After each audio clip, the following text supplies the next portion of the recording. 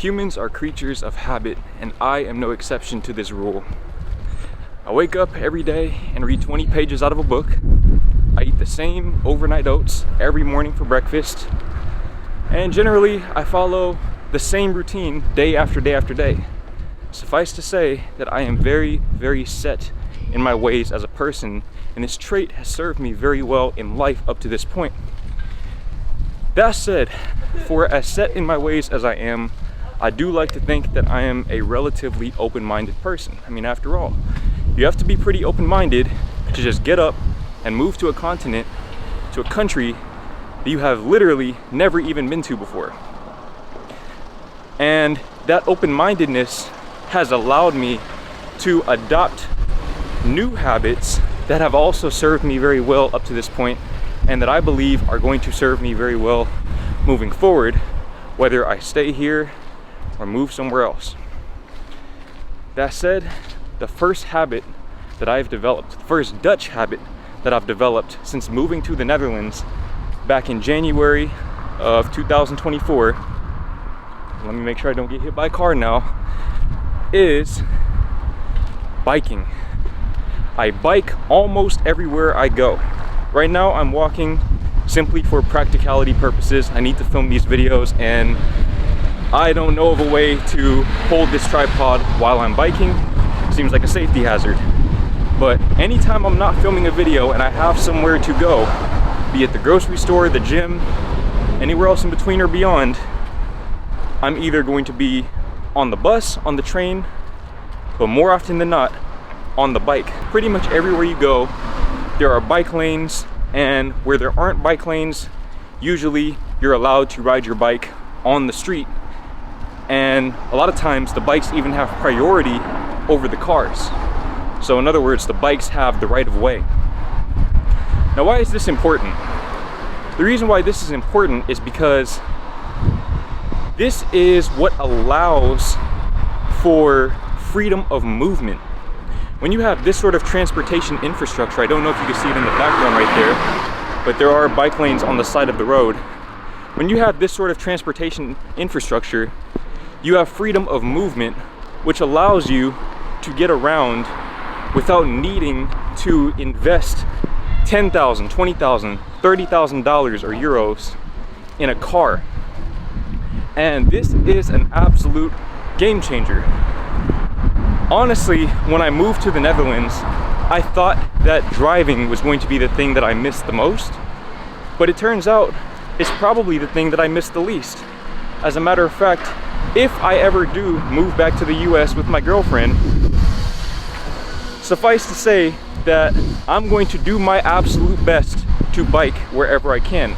Granted, it's not really that simple because back home, especially where I'm from in Dallas, it's just not really an option most of the time unless you're comfortable with the prospect of getting hit by a car, a truck for that matter.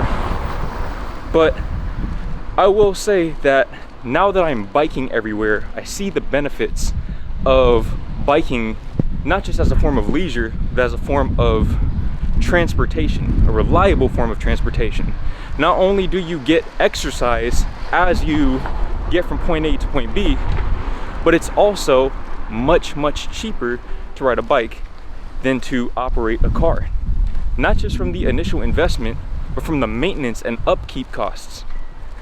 If you've ever had a car, then you know that if you're taking care of the car properly, like you should be, cars are going to cost you hundreds, if not thousands, per year. Gasoline, oil changes, general maintenance, tire rotations, you might need to get your brakes replaced, air cabin filter replacements, and hey, maybe you're somebody who's good with your hands, maybe you're mechanically inclined and you can work on cars. But then you have to think of the opportunity cost of what else you could be doing with that time. Such as, for example, riding your bike and getting to your destination. Now, again, the Netherlands allows for freedom of movement in a very unique way compared to what I've seen in other places, even other places in Europe, in that oftentimes what I've noticed is that a bike is actually the fastest form of transportation to your destination. Now, how is that possible? How is it possible that you can get somewhere faster by bike than by car? Well, I have two words for you: urban planning. Here in the Netherlands, oftentimes, even though a car is a faster form of transportation than a bike, the route that it takes you through is much longer than if you had just taken your bicycle.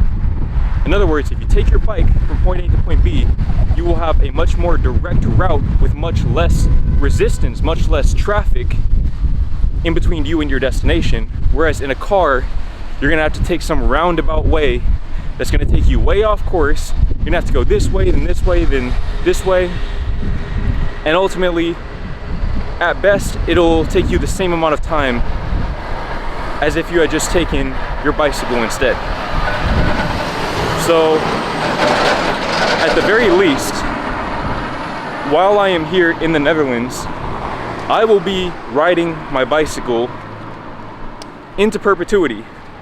I don't even think I'm going to go for my driver's license because I don't see the point. There's no point in getting a driver's license, which costs, I believe, a couple €1,000, and then on top of that, getting a car. And out here in the Netherlands, you have to pay road tax. Ultimately, this is a society that disincentivizes car ownership and incentivizes bicycle ownership and usage. And truthfully, I see that as a plus. I see that as a pro, not a con. And again, with the health benefits, it's just a no-brainer. Biking is where it's at. And also, I don't like walking. So biking is perfect happy medium. And then on the off chance that a place is too far to get via bicycle, the bus and or the train will take me there.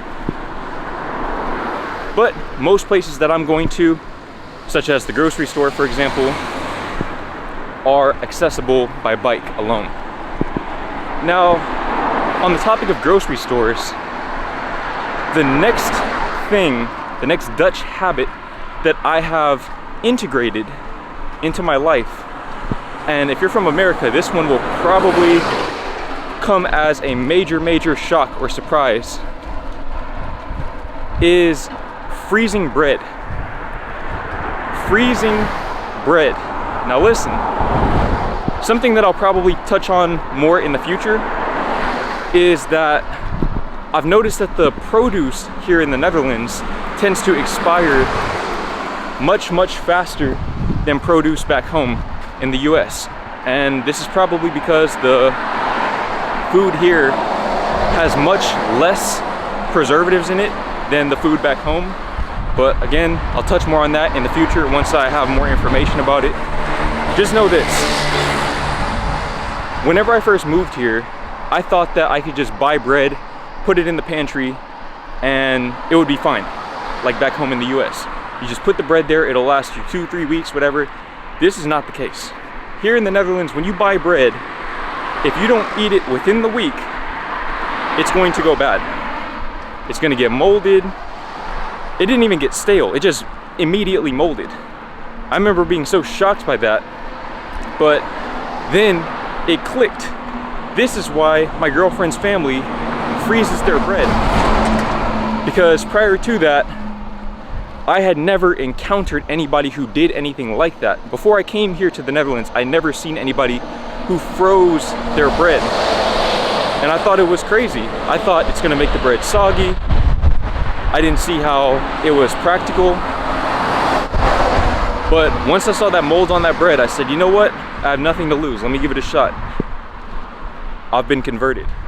I have been fully, let me cross the street so you can hear me a little bit better. But I have been fully converted to a bread freezer, if you will. I am somebody who freezes his bread, and even, again, if I go back to the US, this is something that I plan on continuing because it's very practical. Expiration dates don't matter when you freeze things, at least to a certain extent. Don't quote me on that and then file a lawsuit or anything like that. Freezing your bread is very practical because, again, you don't have to worry about the expiration date, and when you toast it, you'll never even know it was frozen. Now, the con to this is that you can't necessarily just have bread that's not toasted, otherwise it will be soggy, it'll be wet.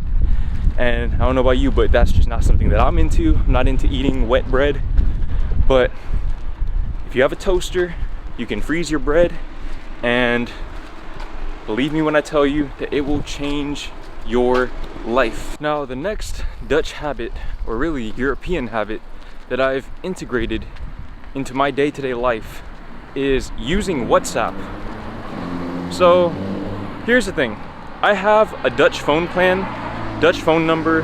I got all of that situated months ago. I have unlimited calling and texting, but I don't use it. I do not use the calling or texting. I use WhatsApp. Now, truthfully, I don't really know why WhatsApp is the preferred method of communication here in the Netherlands and in Europe as a whole, at least Western Europe. I still don't really understand why that is. I figured maybe it's a cost-saving method to avoid having to pay for unlimited minutes calling and texting. But my phone plan is all of, I think, 13 euros a month, and I have unlimited calling and texting. So I don't really think that's it. I don't think that saving an extra 5 euros a month warrants using a whole different communication strategy. Maybe it does, I don't know. Or maybe you can enlighten me on why people here use it. But the main reason why I use WhatsApp, despite having unlimited minutes, is that my family back home and my friends back home would not be able to communicate with me if I didn't use WhatsApp. Either WhatsApp, Instagram, Snapchat, something of that nature. And WhatsApp is just the most convenient, and it's the one with the greatest name recognition, I guess you could say. So it's the one that we just trust the most. But if it wasn't for that, truthfully, I genuinely would not see the point in using WhatsApp instead of calling and texting. As a matter of fact, I think that FaceTime and iMessage can be used internationally as well, because they work pretty similarly to WhatsApp. So again, I don't really know why this is the way that it is, but it is the way that it is. I use WhatsApp every day as my primary means of communication. Ironically, I use WhatsApp with my old American phone number. So really, if I hadn't needed to call the immigration and handle all of that via actual phone communication, I probably could have went without a Dutch phone number. I probably didn't even need a Dutch phone number. I literally just needed it for administrative purposes, if you will, for starting up my Dutch sole proprietorship and all of the other boring things that you probably don't want to hear about, because they were boring for me to do as well. So I use WhatsApp as my primary means of communication, and rest assured that if you move here or if you live here, you will probably be doing the same thing. Again, I don't know why. If you have more information on that, please enlighten me. But it is the way that it is, and I'm assuming that that's not going to change anytime in the near future. Now, speaking of communication, the next Dutch habit that I've picked up, or at the very least am trying to pick up as an introvert with mild social anxiety at that, is greetings. Greetings and salutations. Now, when I say greetings and salutations, what am I referring to specifically? Well, before I came to the Netherlands, before I came to Europe, I was left under the impression that people in Europe are much less outwardly friendly, if that makes sense. I was led to believe that people here are cold, that nobody greets each other, things of that nature, and truthfully, that's how I'm the most comfortable. I'm very comfortable with just keeping my eyes ahead, minding my business, and just not really communicating with people that I don't know. Again, I'm an introvert with mild but still present social anxiety. But I was very, very surprised to realize that people here are actually more outwardly friendly than they are back home in Texas.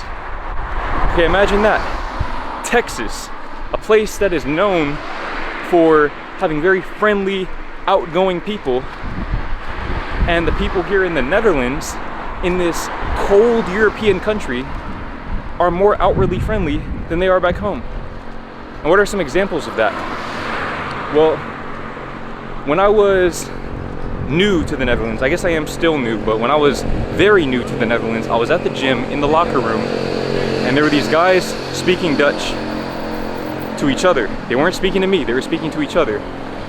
And as they went to leave the locker room, one of them turned around and looked at me and said, "Fine avond."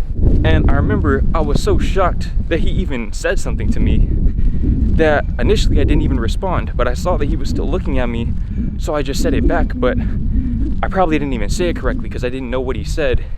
And afterwards, I talked about it with my girlfriend, and she told me that, yeah, that's just something that people here do. We say "Fine avond," which is basically another way of saying good night or have a good evening. But here's the thing, I don't even tell my family good night, okay? I don't tell my family or friends have a good night or have a good evening. So when strangers tell me have a good night or have a good evening, I'm not gonna lie, it does make me a little bit uncomfortable, but I understand that it's coming from a good place. So I have made it a point to reciprocate whenever I can, and even to initiate, so that I can overcome that little bit of social anxiety that I have left. But it does make me uncomfortable. I'm not gonna lie, it makes me uncomfortable, but it's part of the culture and it's well intentioned, so it's something that I am integrating. Another greeting or salutation is "Eet smakelijk," which would be something along the lines of "enjoy your meal." I find this to be really, really interesting because we don't have anything like that back home. You see somebody eating, you don't just say "enjoy your meal," especially if it's a stranger. But it's something that happens here. It's something that people say here, and even within the context of a family, my girlfriend's family, for example, whenever they come home, they say, "Hello, I'm home," etc. And this is probably one of the biggest culture shocks to me.